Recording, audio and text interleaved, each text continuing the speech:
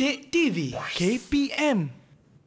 Ya, bertuah sangat-sangat murid-murid yang sedang menonton Didik TV KPM untuk episod hari ini sebab sukses SPM 2022 mata pelajaran pendidikan moral tingkatan 5. Pengurusan keuangan secara beretika. Selain daripada murid-murid, abang kakak murid-murid, mak ayah murid-murid pun turut dapat belajar sekali. Dan kita teruskan sesi pembelajaran kita bersama dengan Cikgu Yap. Silakan Cikgu. Ya, terima kasih. Marilah kita lihat penilaian soalan esei.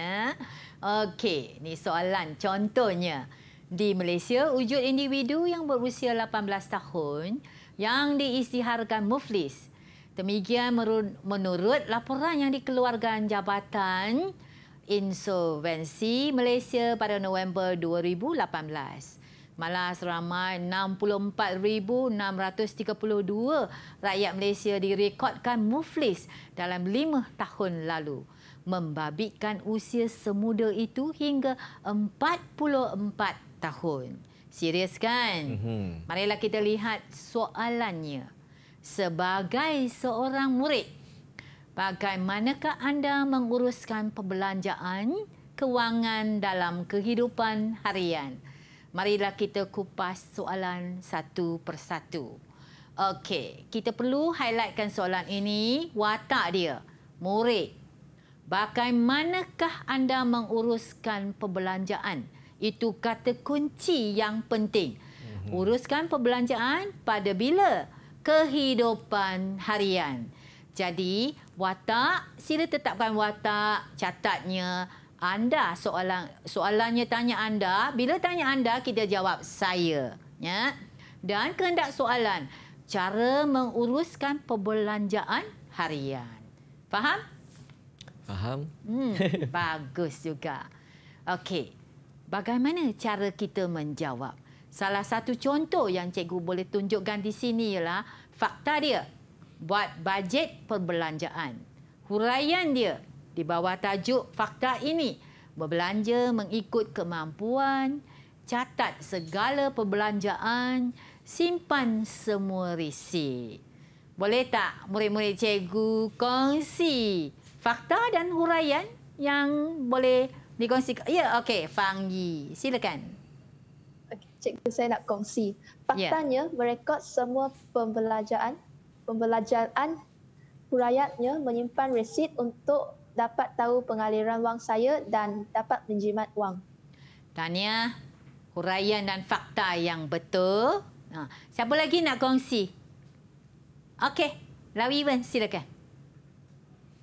Tidak terpengaruh dengan jualan murah. Saya hanya membeli barang yang dicatatkan sahaja. Memang hebat. Hanya membeli barang yang catat saja. Memang berdisiplin.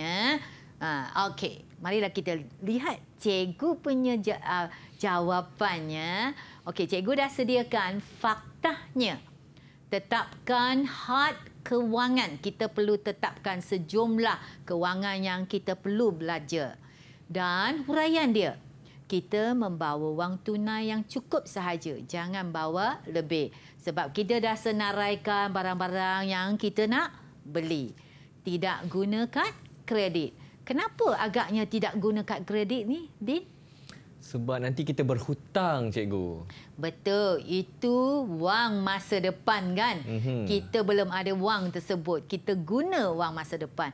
Nanti kita guna kad kredit, kita tak perasan. Kita berbelanja banyak tu.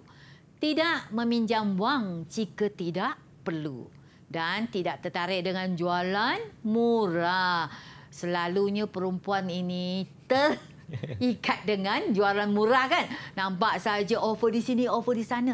Kejar nak pergi shopping untuk beli. Itu kurang rasional. Tidak dipengaruhi oleh rakan. Jangan kita lihat rakan kita ada jam tangan yang mahal, kita pun nak ikut, kita pun nak beli. Itu tidak. Kita perlu ikut kemampuan kita. Okey, itu dia fakta dan huraian yang cikgu tuliskan. Sekarang cikgu nak tunjukkan contoh jawapan esei yang lengkap. Bagaimana kita lengkapkan satu esei daripada fakta dengan huraian dia. Ini contoh yang cikgu sediakan. Cikgu nak minta murid-murid membacakannya. Siapa ingin membantu cikgu? Okey, Fang Yi. Terima kasih, Fang Yi. Sebagai seorang murid, saya akan membuat bajet perbelanjaan. Saya akan bahagian duit bulanan yang saya dapat daripada ibu dan ayah. Contohnya, yuran, makan, minum, buku, simpanan dan lain-lain. Saya akan berbelanja mengikut kemampuan. Selain itu, saya juga akan mencatat keluar masuk perbelanjaan setiap hari dan simpan semua resit. Tindakan ini membantu saya sentiasa berjaga-jaga dengan keadaan kewangan saya.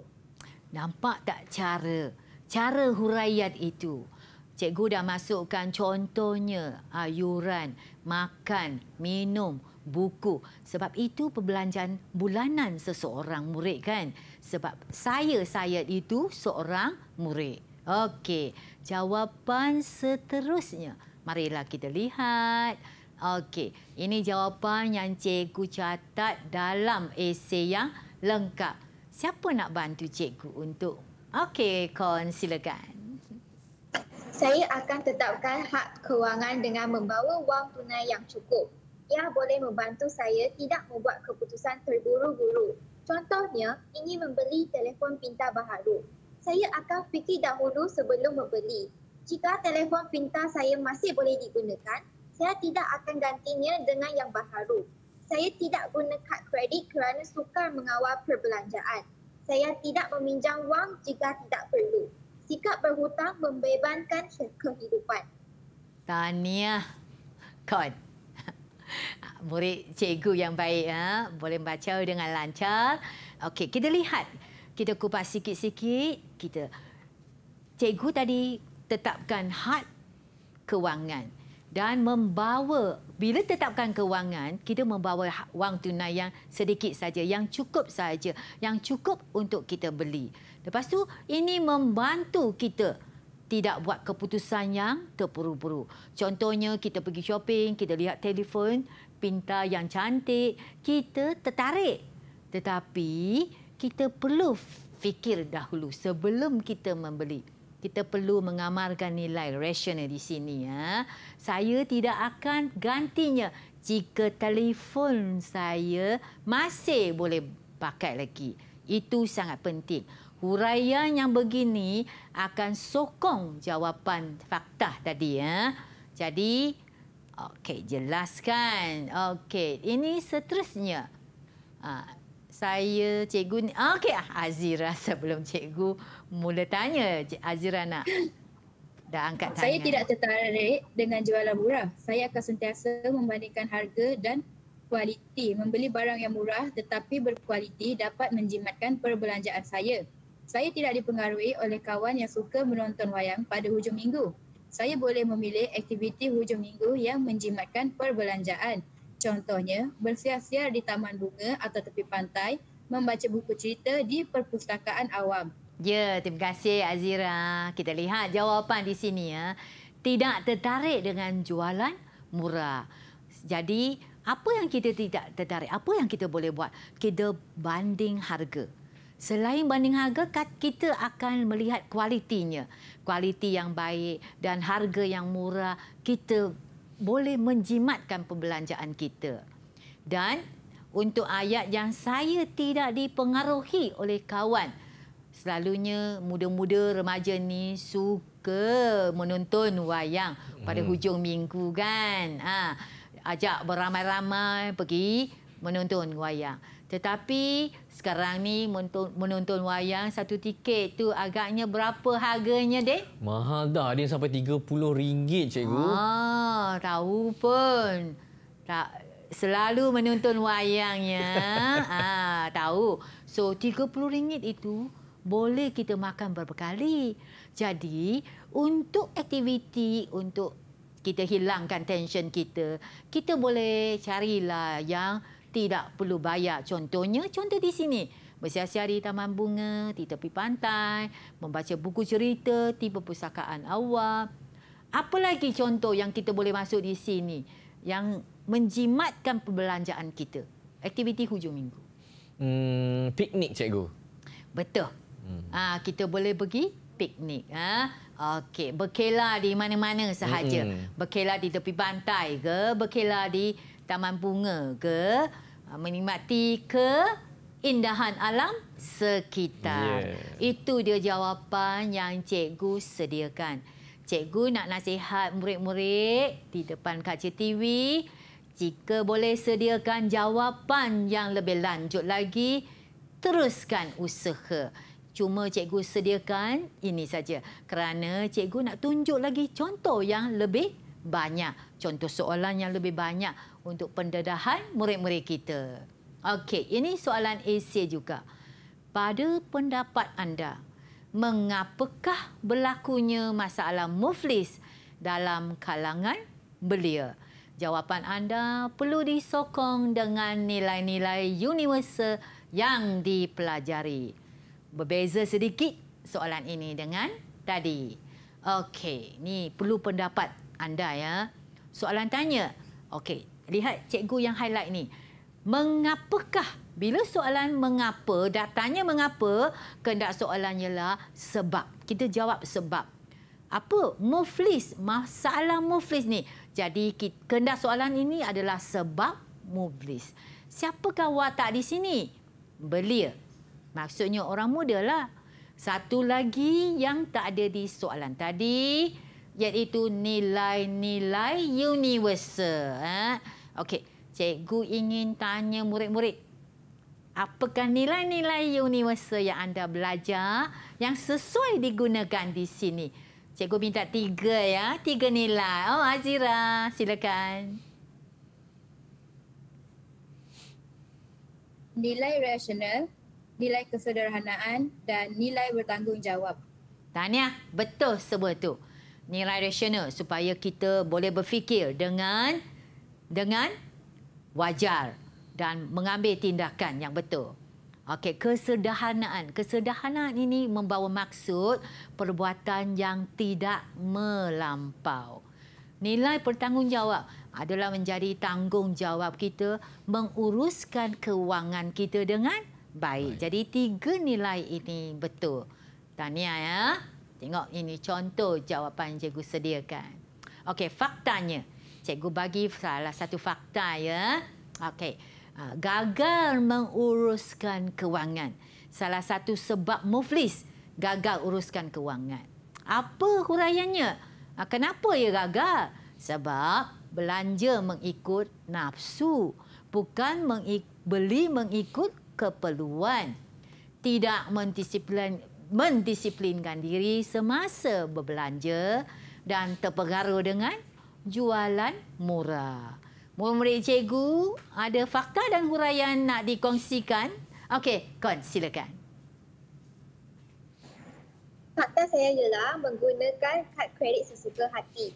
Huraian saya pula ialah bersikap boros, tidak mengira bajet semasa membuat perbelanjaan dan membeli barang berjenama demi mengikut gaya trend terkini. Tahniah. Betul semua jawapan tu. Mari kita lihat contoh jawapan yang cikgu sediakan ya. Gagal membayar pelbagai pinjaman. Salah satu faktor juga menjadi muflis. Membuat pinjaman semata-mata untuk kemewahan.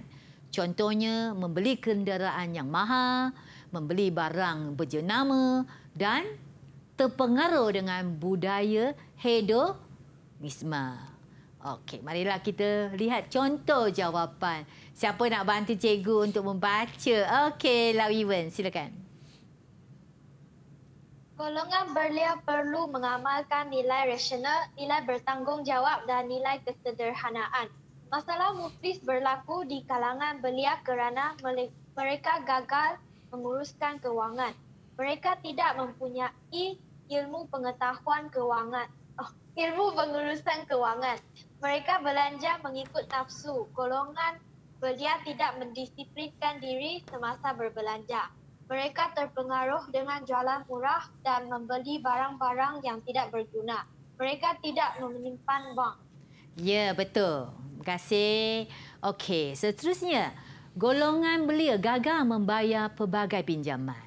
Keadaan ini berlaku kerana mereka membuat pinjaman semata-mata untuk kemewahan.